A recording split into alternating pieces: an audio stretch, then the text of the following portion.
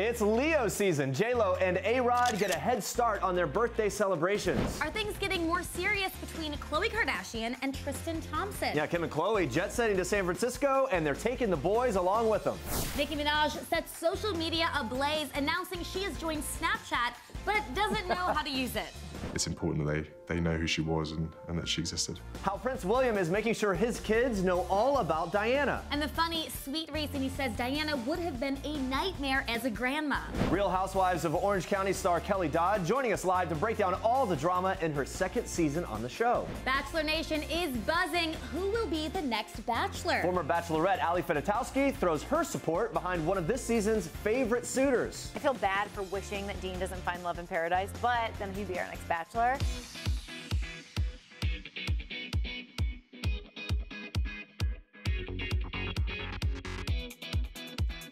Yep, lots of opinions about The Bachelor. Happy Monday, guys. People.com and Facebook Live. Welcome to People Now. Hope you had a great weekend. We know that J-Lo and A-Rod had a great weekend. The two were celebrating their early birthdays. But today is Lopez's official big day. We're very excited.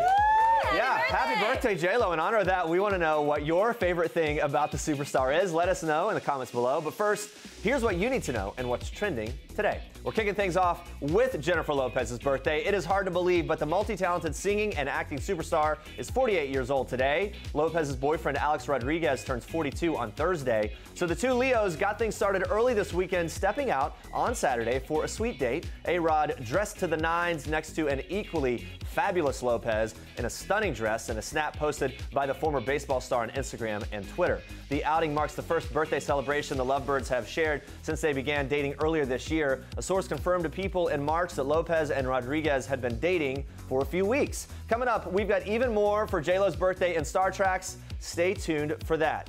But now, Kim Kardashian West and Khloe Kardashian are jet setting to San Francisco. They're taking the boys along with them. Yes, the two famous sisters headed to the Northern California city on Saturday with their respective loves, Kanye West and Tristan Thompson. And of course, documenting every moment before taking off on Snapchat, showing off their entire posse and that luxurious private jet.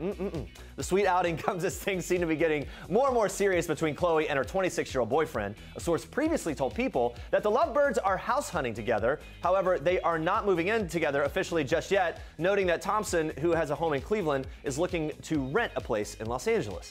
And in other Kardashian news, Kourtney's ex, Scott Disick, wants to set the record straight about his love life. In an episode of Keeping Up with the Kardashians that aired earlier this year, Scott said he was a, quote, sex addict, but the reality star clarified his claim to E! News this past Saturday at a Las Vegas club. He said this, "I would say I think it's a little rude that everybody keeps addressing me as a sex addict. I just like sex, but I'm not a sex addict." I said that in a humorous, joking fashion on the show. Now I'm getting billed as one, and it's not the case.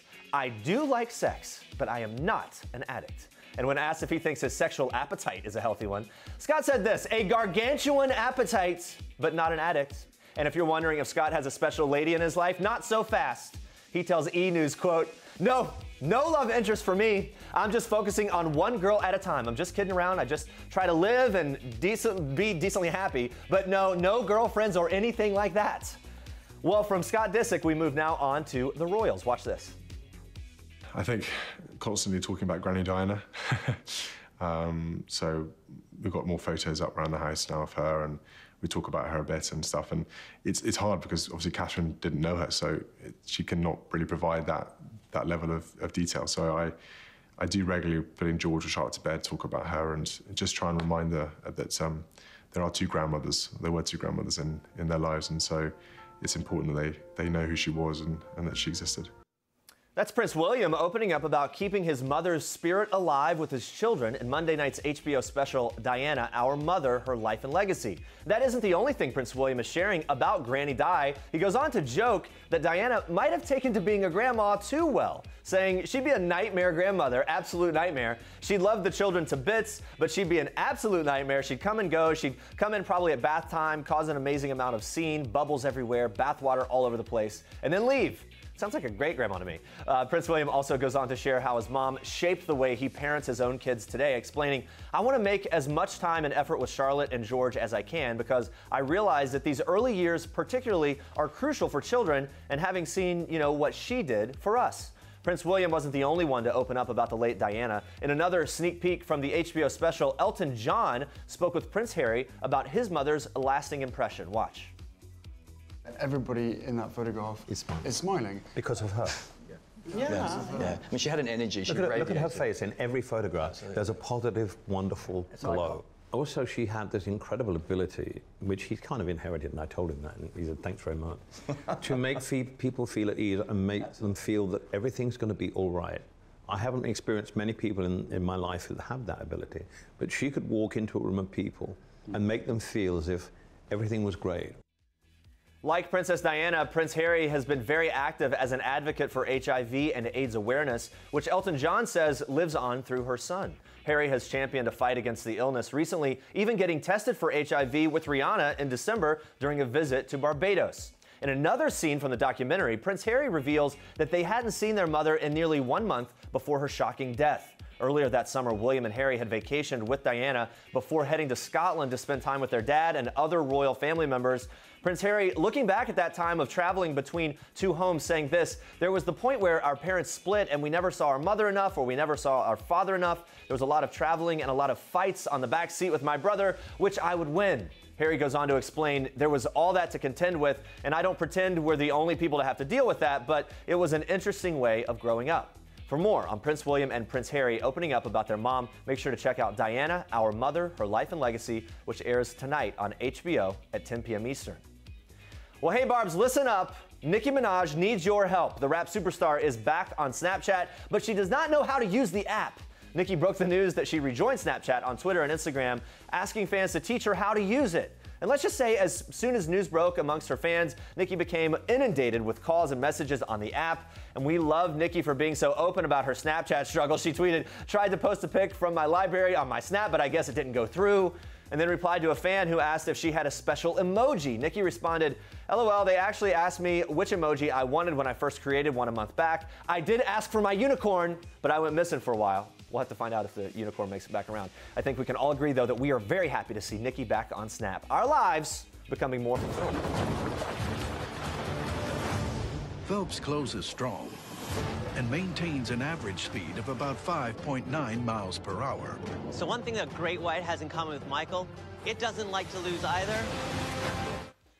Sunday night's Phelps versus Shark tested the racing ability of 28-time Olympic medalist Michael Phelps against a number of sharks, but the highly anticipated experiment was all simulated. Yes, Phelps competed against virtual versions of the sharks side by side based on their swim rate in a separate race, prompting fans who were under the impression that the swimmer would be racing real sharks to take their frustrations out on Twitter. Test writing, "I thought they were going to have Michael Phelps swim right next to a real shark.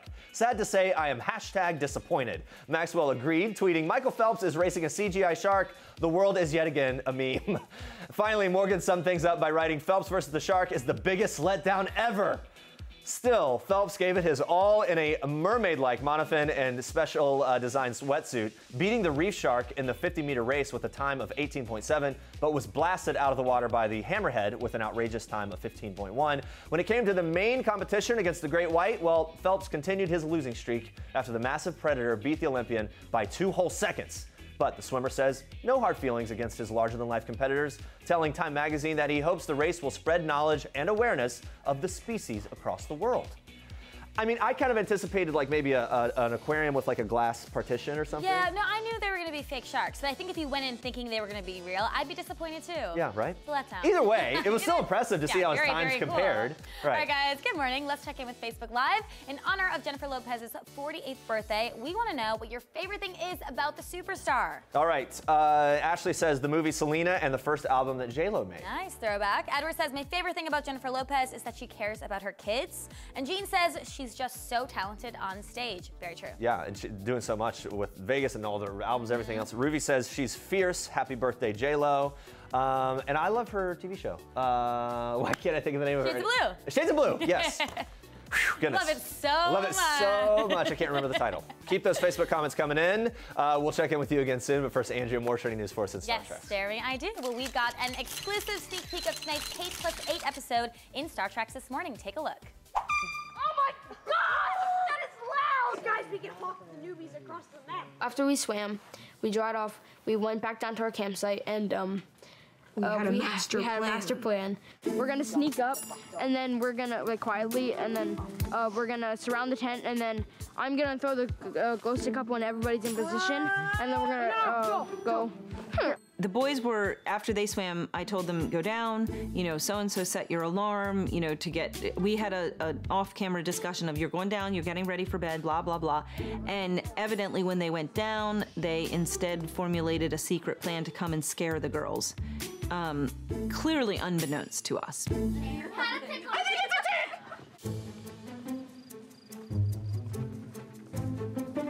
Goodbye, 13-year-old. Have fun sleeping in the yard. You just kissed my head.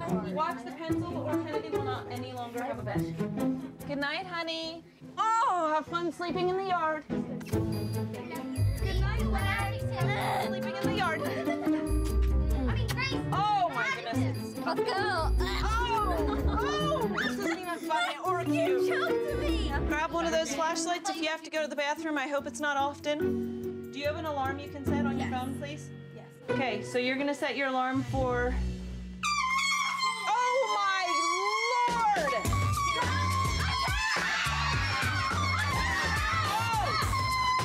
We have to get them. For me, it was like the end of a long day, and I was, you know, finally settling them into their beds after waiting for 305 girls' showers. And then it was sort of starting all over again, that they were out running around, and I was like... It was fine, but it was just like, well, this is gonna be a late night. And it was. Just another day in the life of the Goslings. The family of 9 takes on camping in tonight's episode of Kate + 8, and it looks like things are gonna get pretty interesting out there in the woods. Kate + 8 airs Mondays at 10 p.m. Eastern on TLC. Definitely cannot wait to tune in. All right, moving on to this. $1 Million Listing LA star David Parsons married Adriana Agnosi in the country of love on Sunday. Parsons and his bride said their vows in a lavish ceremony at a picturesque French villa in a tiny town just outside of Nice, France. Guests included Real Housewives of Beverly Hills star Kyle Richards and her husband Mauricio, who works with Parsons at the agency. Richards posted several snaps from the beautiful wedding on her Instagram stories, showing off the bride's stunning lacy dress and the incredible outdoor reception space. Love it, and congrats to the happy couple. All right, now watch this. I first was so sure it was Eric, and then I was like, no, it's definitely Peter all season. And now, I mean, I'm still kind of set on Peter just because he's getting the edit of being unsure. So I feel like he's getting that unsure edit to throw us off, and it's gonna be him in the end. And she just is so into him, you can tell. But then there's Brian, and it's been so obvious she's been crazy about him the whole time. So I almost wonder, are they making it seem obvious it's him because it's not him? Do you know sometimes they like try to throw you off? But like she's making out with Brian every 2 seconds, so it's like, who knows, maybe they couldn't edit around their passion. Maybe their passion was just so good that like there was no editing it out. So I don't know. Brian, Eric, Peter, who is it gonna be? We all wanna know. That's former Bachelorette Fedotowsky offering up her predictions on who might win Rachel's heart. The Bachelorette will narrow down to 2 finalists tonight at 8 p.m. Eastern on ABC. Allie, who's already a big fan of the show, also opened up about our potential Bachelor suitors. Take a look. I think if it is Brian, Peter is our next Bachelor, no question. Yes, if it's no, Brian. I agree. If it's Peter, I don't know about Brian being the next Bachelor. He could be. Eric could possibly be too. He's a little bit of a spitfire. I know. So I don't know if like ABC would be able to reel him in. So I've said, I wouldn't be surprised if they pulled someone from another season this season if Peter wins. Dean, if he doesn't find someone in Paradise. We all know he's going to Paradise now, but if he doesn't find love there, I almost hope he doesn't. I feel bad for wishing that Dean doesn't find love in Paradise, but then he'd be our next Bachelor. Or, you know, maybe they could ask Ben Higgins back, which, I don't know, that's a little soon with his breakup with Lauren. Yeah. But supposedly she's back with her ex. I feel like this is one of the seasons where I really have, like, no idea who the next Bachelor is. They edit that person for you to fall in love with them. Not for Rachel to fall in love with them, but for America to fall in love with them. So I feel like I'm good at it, but this season They even have Allie Fools. Good job, ABC. So many options. All right, speaking of reality TV, take a look at this. Any regrets at all about coming back? Oh my gosh, yes. No, really. Like, let me tell you the ways. Oh my goodness, yeah. There's a lot, like there's a couple episodes where I'm telling Doug, like, ooh, I'm kind of nervous when like this, you know, when they show this. And so I don't know yet. We don't get to see it before. We get to see it a couple days, but it's not like I've seen the whole season either. So I don't really know. I just have my memory. And you know, when you like hang out with somebody, you're like, ooh, I can't believe I said that. Yeah, right. And So then of course I have watching it back. Wait, was there one thing, anything in particular that's been the hardest for you to watch back thus far? Well, we're on episode 2. Yeah, right. So I hope it's not too much.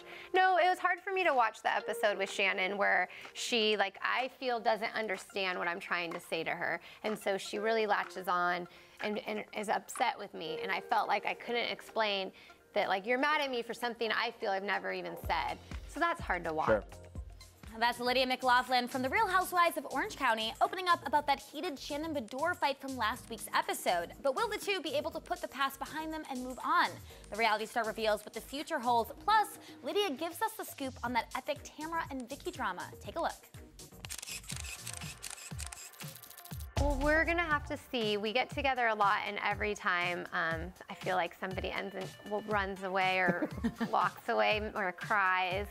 So we have a rocky road ahead of us. Trying to patch things up between Tamara and Vicky, what did you learn from that? And you can't. Okay. Well, so could they ever be friends? No, okay, so when I was last on the show, you have to remember they were best friends. Like they had fought and then they made up. Right. And that was my memory of them, is just laughing, and they are like sisters. And I think the viewers agree. It's really fun to see their friendship and the banter, and they are like family to each other. So I come on and they're not talking, but I just kind of think like, oh, well, you guys just need to sit down and talk. And I don't realize that, like, actually them talking sometimes is quite explosive. Right. And like, I'm literally standing in the middle, and my, like, you know, expressions, I just have a hard time being blank. So you can just read my, how I'm feeling just is on my face. So a lot of times I'm like, oh, I Give you a lot of credit, Lydia. Lots of drama to be there for. All right, stay tuned because we have the Real Housewives of Orange County star Kelly Dodd here with us live. All right, guys, it's the moment we've all been waiting for. In honor of J-Lo's 48th birthday today and her man Alex Rodriguez's 42nd birthday later this week, we've put together a little timeline of the couple's red-hot romance. So get ready to swoon. Watch.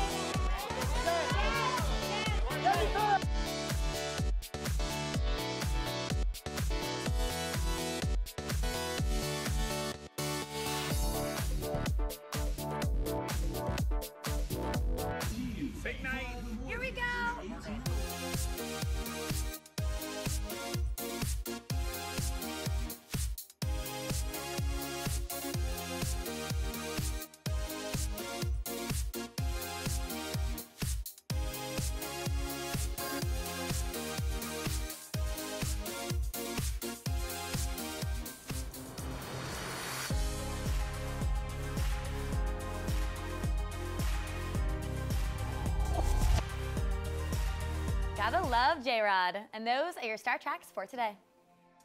And stay with us, guys. Juliana and Austin Forsyth reveal they broke a key Duggar courtship rule. We've got your exclusive sneak peek of tonight's Counting On. Plus, we're sitting down live with Kelly Dodd and talking all things Real Housewives of Orange County. Stick around.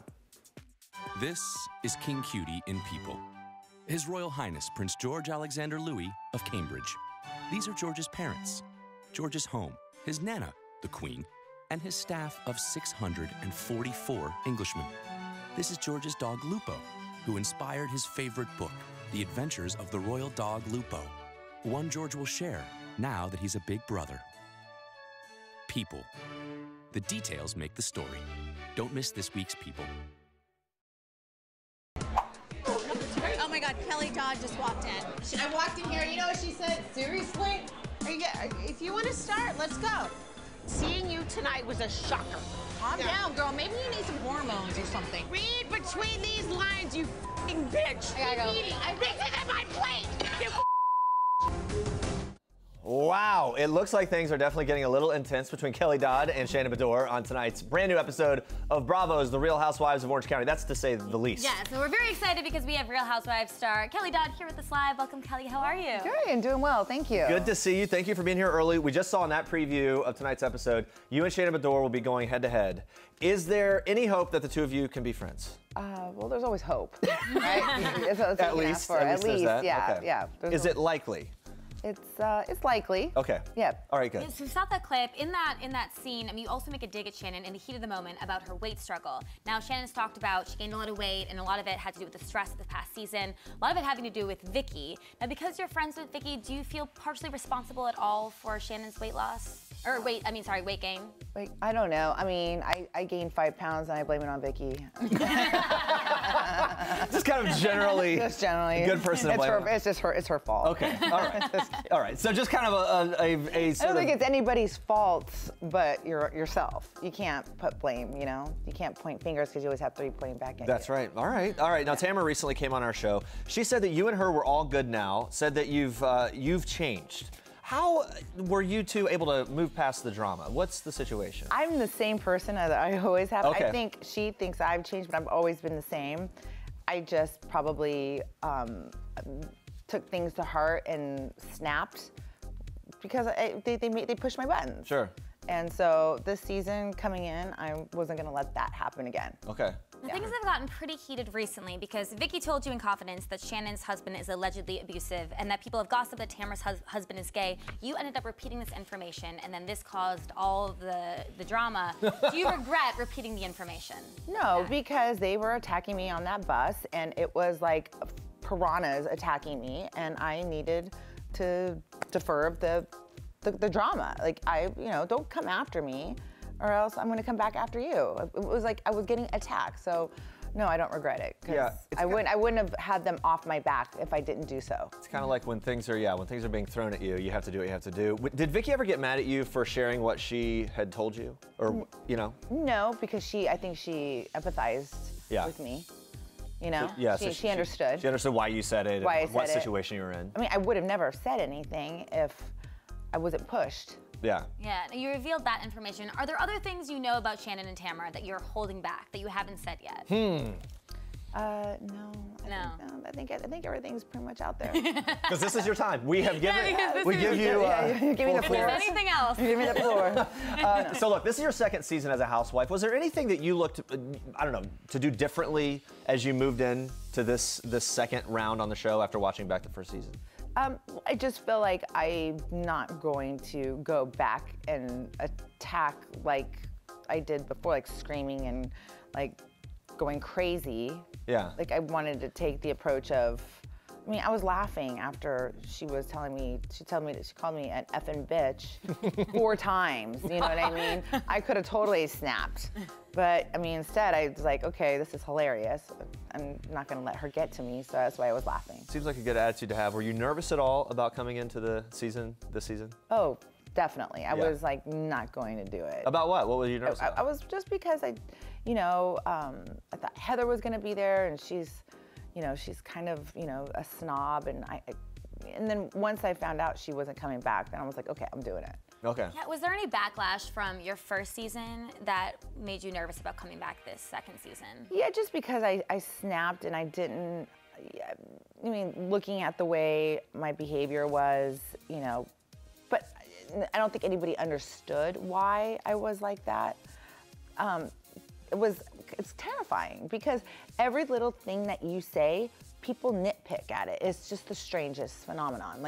And people think, okay, well, you said this and this and this and this, and you're kind of like up like on a stage where people can attack you. Mm-hmm. And it's weird. And like social media, they're really mean, but everybody gets it. Yeah, that's the thing I guess that would probably help is you're all kind of in the same boat, right? Right. Everyone's getting a lot of reaction and Everyone, you can't really come off of the show looking amazing because everyone's going to get backlash. You've also been very open about your marriage struggles to your husband, Michael. How are things going between the two of you now? Everything's going pretty well right now. So far, so good. I mean, there's times where I can't take it, and there's other times where it's good. It's a complete roller coaster.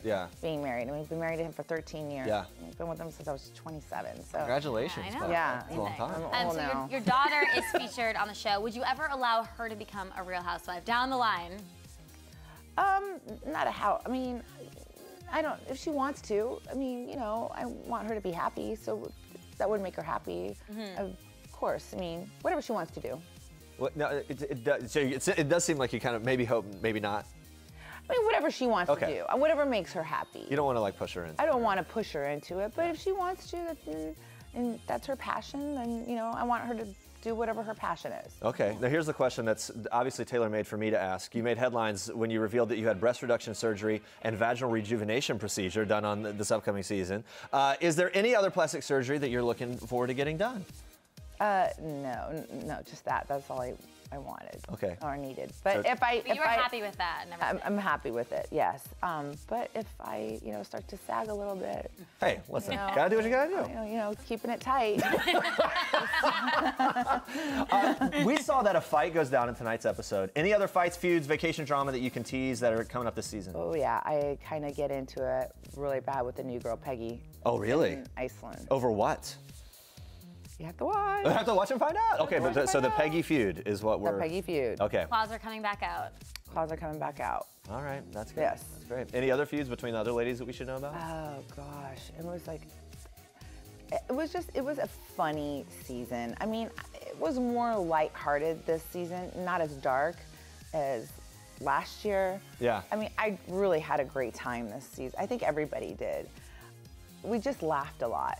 That's great. Yeah. All right, good. Yeah. Well, we can't wait to watch more. Thank you so much, Kelly. Thank you. You guys make sure to watch The Real Housewives of Orange County tonight at 9 p.m. on Bravo. It's going to be so good. This is Jennifer Lawrence in People. This is Jennifer photobombing Taylor Swift and Sarah Jessica Parker and Liam Hemsworth, proving that while we all love the fashion of the red carpet, it's people who steal the show. People. The details make the story.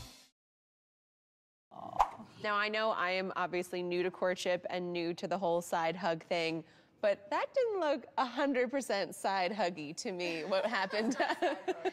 You know what, we're humans, and sometimes we don't always abide perfectly by our rules, but we try, and so that was a real hard try.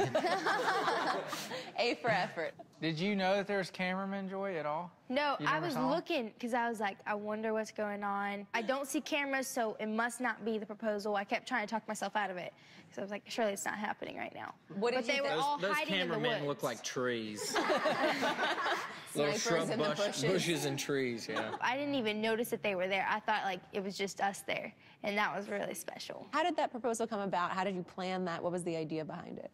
Well, she told me that she wanted to go where she didn't want to be around people. She didn't, like, not in a restaurant, just more private. And so the spot that I proposed was just a spot that I grew up hiking to. John David and Josiah, when you look at your friend who you've known forever, how do you think that he did on his proposal to your sister? You got the job done. It's not as good as what I'm going to do.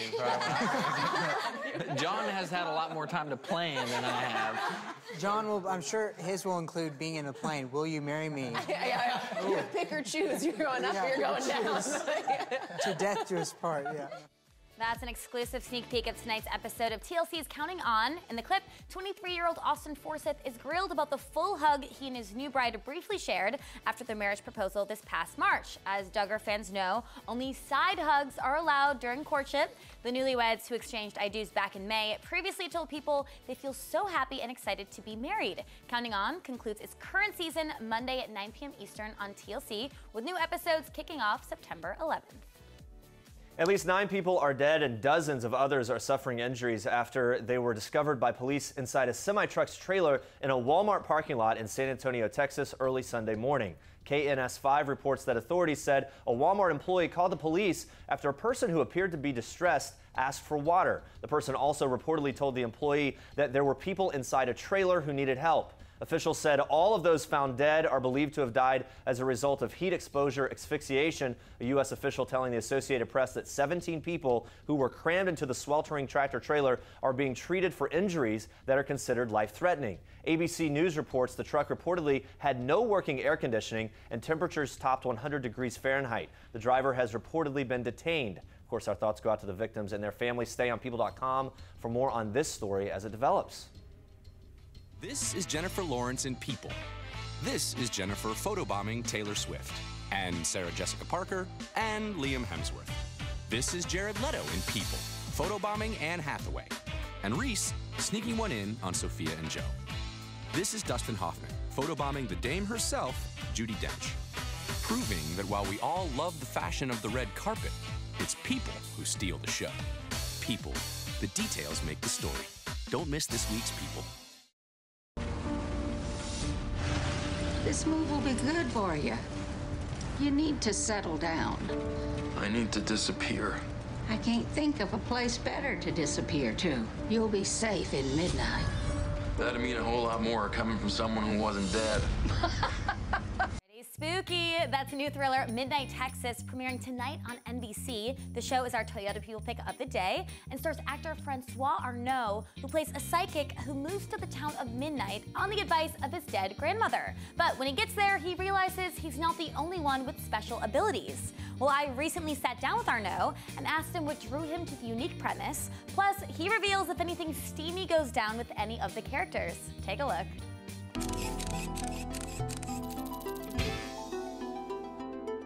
I'm a real fan of a good ghost story, and the very first scene, Manfred's body gets hijacked by an old dead widower who's angry and possessive, and so I thought, yeah, why not? But the whole tone, I think, is just it's really funny, and there's a self-awareness of the genre that it's.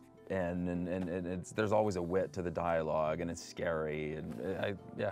Okay, so the show is based off of a book series from True Blood author Charlaine Harris. Now, of course, remember True Blood, lots of steamy, sexy scenes. This is on NBC, right. More limitations, but are we gonna see some steamier scenes? Kind of in the vein of Charlaine. I think the novels are also less steamy than the Sookie Stackhouse books. Mm-hmm. I think it's scarier. It's more of a ghost story. There are, I mean, elements of romance, obviously, but I think you feel the heat. Well, if you were gonna kiss me, now would be a good time. But you don't see as much, obviously. But it doesn't mean that you don't feel it.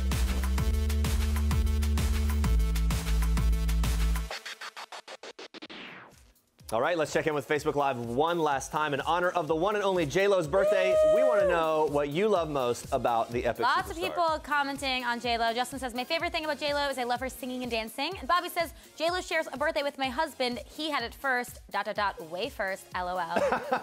Hashtag old man. I really enjoyed that. I guess is what she said. Anyway, Drew says, happy birthday, J-Lo. There are way too many things to list of what I love about her. Looking forward to what's to come. All right. Karen says, happy birthday to my idol, Jennifer Lopez. Nice. And Irene says, happy birthday, Jennifer Lopez. May God bless you with many more years. You're the greatest. And Tammy asks, how old is J-Lo this year? We may be about the same age. Well, Tammy, she is 48 years old today. Yes. Looking Woo! good, feeling good. Looking very good. Great family, got the whole A-Rod thing going. I mean, things are going good Things for are her. going very well. All right.